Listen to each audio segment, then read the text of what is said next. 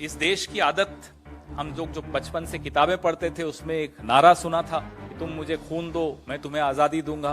आज जो हमारे तथाकथित नेता बने हुए हैं बोले तुम चुप रहो मैं तुम्हें इनाम दूंगा, मैं तुम्हें गवर्नर ही दूंगा। और जो जिसको चुप कराने की कोशिश कर रहे थे आज वो बोल रहा है, उसकी भी बातों का आप जवाब नहीं दे पा रहे हो। तो हम अपने सवाल पूछ चुके हैं और हम उम्मीद करते हैं कि प्रधानमंत्री हम सबकी जासूसी छोड़कर सुरक्षा बलों को हमारे खिलाफ इस्तेमाल करने की बजाय आतंकियों के खिलाफ इस्तेमाल करेंगे और चुप्पी तोड़ेंगे।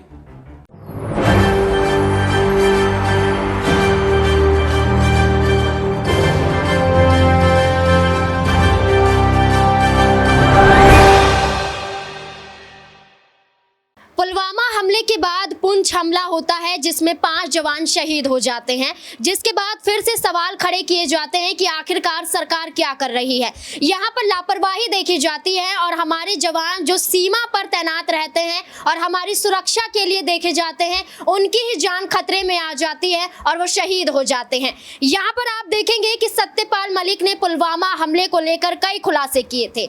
जब पुलवामा हमला हुआ था तो 40 जवान शहीद हो गए थे। उस हमले में आतंकवादी गतिविधियों को शामिल किया गया था कि आतंकवादी गतिविधियां हुई थी।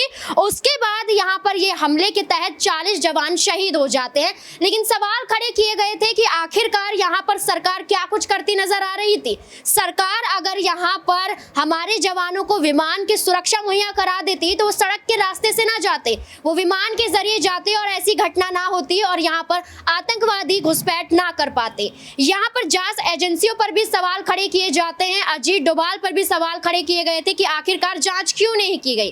पीएम नरेंद्र मोदी पर भी सत्यपाल मलिक खुलासे करते हैं कि अगर यहां पर सरकार अलर्ट रहती और पल पल की खबर को लेकर यहां पर देखी जाती और जांच करती तो काफी कुछ बचाव हो सकता था, लेकिन ऐसा होता हुआ नजर नहीं आया।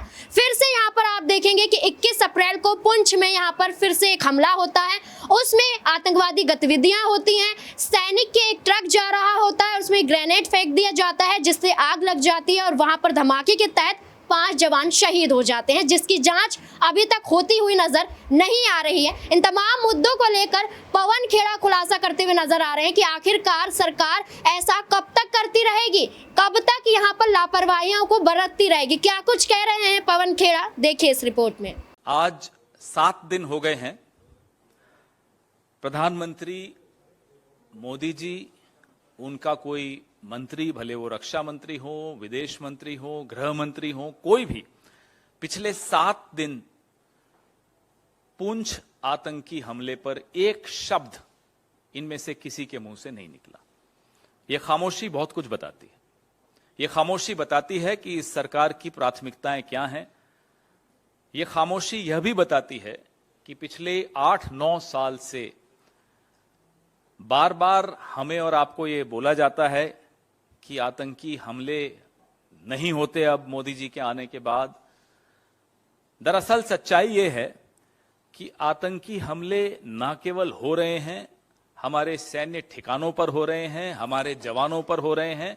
हां, फर्क बस इतना है कि आतंकी हमलों पर चर्चा होनी बंद हो गई। लगाम आतंकी हमलों पर नहीं लगी, लगाम लगी है आपकी और मेरी जुबान पर, लगाम लगी है चर्चा पर, लगाम लगी है कि इस पर कोई बातचीत न हो, सरकार को कोई कटघरे में मत खड़ा करे, कोई इस पर डिबेट्स नहीं हो प्राइम टाइम पे। ये एक फर्क जरूर हमने पिछले 8-9 सालों में देखा है।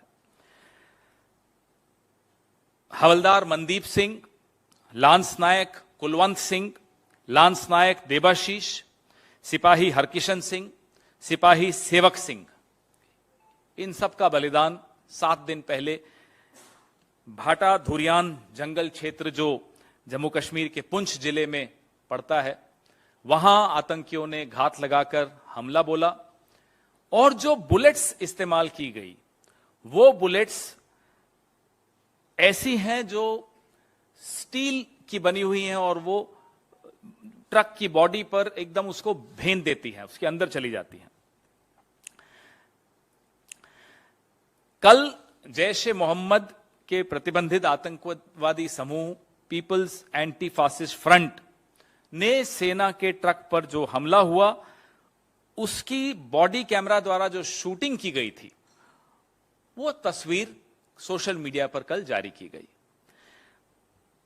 पीएएफएफ के प्रवक्ता तनवीर अहमद राठेर ने वायरल तस्वीरों के साथ एक टेक्स्ट भी लिखा जिसमें दावा किया कि ट्रक के चालक को गोलियों की पहले राउंड्स में ही खत्म कर दिया था, मार दिया गया था। अगस्त 2021 में अमेरिका के अफगानिस्तान छोड़ने के बाद नेटो द्वारा इस्तेमाल की जाने वाली अत्याधुनिक पेनिट्रेटिव एंड रिकोशेटिंग स्टील कोर गोलियां ये तालिबान से लश्कर तैयबा और जैश ए मोहम्मद जैसे आतंकवादी संगठनों के पास पहुंची। ये विश्व स्तरीय रिपोर्ट्स हैं इसके विषय में कि कैसे बख्तरबंद ढाल को ये भेद देती हैं, और ये गोलियां अफगानिस्तान युद्ध के दौरान नेटो ने इस्तेमाल की थी। अफगानिस्तान युद्ध खत्म हुआ, तालिबान अब अफगानिस्तान पे काबिज है, और ये हथियार जो उस वक्त वहां इस्तेमाल होते थे अब वो इस तरह के संगठनों के पास आ गए हैं। बड़ी गंभीर रिपोर्ट है ये। एक special inspector general for Afghanistan cigar की नवीनतम रिपोर्ट 28 फरवरी को आई थी, जिसमें वो कहते हैं कि तालिबान अपने राजस्व प्रवाह को बढ़ाने के लिए पकड़े गए हथियारों और उपकरणों के एक हिस्से को बेच सकता है, और वो अब आपको सामने दिख रहा है कि कैसे वो सामान बिक रहा है, हथियार बिक रहे हैं, बुलेट्स बिक रही हैं, और वो कहां इस्तेमाल हो रही हैं? हमारे जवानों के खिलाफ, हमारे सैन्य ठिकानों के खिलाफ लगातार उपयोग में लाई जा रही हैं। न्यूयॉर्क टाइम्स के अनुसार अमेरिका निर्मित पिस्तौल, राइफल, ग्रेनेड, दूरबीन, नाइट विजन गॉगल्स सहित अमेरिका निर्मित उपकरण अफगान बंदूक गन डीलर्स के पास पहुंच चुके हैं, और वहां से वो बिक रहे हैं ऐसे आतंकी संगठनों के पास।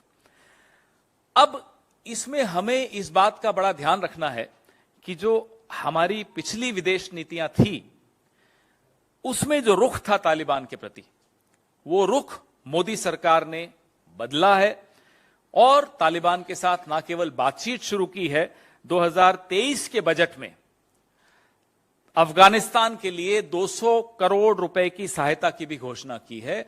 दिसंबर 2022 में काबुल में भारतीय तकनीकी टीम के सदस्यों ने तालिबान के मंत्रियों के साथ चर्चा भी की, और भारत के जो प्रोजेक्ट्स हैं वहां उनको वापस से कैसे रिवाइव किया जाए, उनको फिर से नवीनीकरण कैसे किया जाए, उसका आह्वान भी किया। और न्यू काबुल टाउन में निवेश को भी आमंत्रित किया जा रहा है। वीजा मुद्दे और छात्रवृत्ति को भी इन्होंने उस बैठक में उठाया था भारत सरकार ने। तो लगातार जो आतंकी हमले हुए हैं, जनवरी 2023 बम धमाकों की 2 अलग अलग घटनाओं में घंगरी गांव में आतंकी हमलों में 6 लोगों की मौत हुई थी। यह बमों की योजना कश्मीरी पंडितों के नरसंहार के प्रयास के लिए बनाई गई थी। अगस्त 2022 दरहल इलाके के परगल गांव में आत्मघाती हमला हुआ था, जिसमें 4 जवान तो शहीद हुए थे और 2 अन्य घायल हुए। इसमें भी यही कवच भेदी गोलियों का उपयोग किया गया था। अक्टूबर 2021 में 3 सप्ताह से अधिक समय तक जारी एक तलाशी अभियान के दौरान वन क्षेत्र में 4 दिनों के भीतर आतंकियों के साथ 2 बड़ी मुठभेड़ों में 9 सैनिक शहीद हुए थे। अगस्त 2021 में राजौरी में एक घर पर ग्रेनेड हमला हुआ, एक नाबालिग लड़के की मौत हुई और अन्य कई घायल हुए। तो लगातार हम आपको बताते रहे हैं कि कैसे आतंकी हमले बढ़ते चले जा रहे हैं, सैन्य ठिकानों पर बढ़ रहे हैं, आम नागरिकों पर बढ़ रहे हैं, और जम्मू कश्मीर में जो स्थिति है वो आपके सामने रोज हम हर दूसरे दिन साझा करते ही हैं। पुंछ आतंकी हमले पर मोदी सरकार चुप क्यों है? आतंकवादी घटनाओं के बाद अब आप यहाँ पर देखेंगे कि सरकार पर सवाल खड़े किए जा रहे हैं। यहाँ सिर्फ सत्यपाल मलिक, पवन खेड़ा ही नहीं, तमाम शहीद के परिवार भी यही बोल रहे हैं कि आखिरकार जांच क्यों नहीं होती है। वो ये चाहते हैं कि पुलवामा हमले में जो 40 जवान शहीद हुए हैं और जो कुछ भी यहाँ पर लापरवाही सरकार द्वारा देखी गई है उसकी जांच दोबारा से हो। पवन खेड़ा कहते हैं कि पुंछ में जो हमला हुआ है इस पर फिर से जांच होनी चाहिए और यहाँ पर सरकार ऐसा काम करती हुई नजर क्यों नहीं आती है, क्यों लापरवाहियों को बरत रही है। सत्यपाल मलिक खुलासा करते हैं तो उनके खिलाफ सीबीआई का समन भेज दिया जाता है। यहाँ पर सत्यपाल मलिक भ्रष्टाचार को लेकर बोलते हैं तो मुंह बंद करने के लिए रिश्वत दी जाती है। तो ऐसा सरकार कब तक करती रहेगी? क्यों अपने आप को बचाने के लिए वो तमाम लोगों को निशाना बनाती रहेगी? कभी यहाँ पर सत्यपाल मलिक को निशाना बनाया जाता है, कभी राहुल गांधी को, कभी केजरीवाल को। अब इस कड़ी में शहीद भी शामिल हो चुके हैं। अब वो यहाँ पर उनकी जान चली जाती है, शहीद हो जाते हैं और उनके परिवार वाले इंसाफ मांगते हुए नजर आ रहे हैं। अब इस मुद्दे पर आपकी क्या राय है कि क्या सरकार के खिलाफ भी जांच होनी चाहिए, क्योंकि वो यहाँ पर लापरवाही बरतती हुई नजर आ रही है। तो ऐसे में क्या है आपकी राय, कमेंट बॉक्स में जरूर बताएं। धन्यवाद।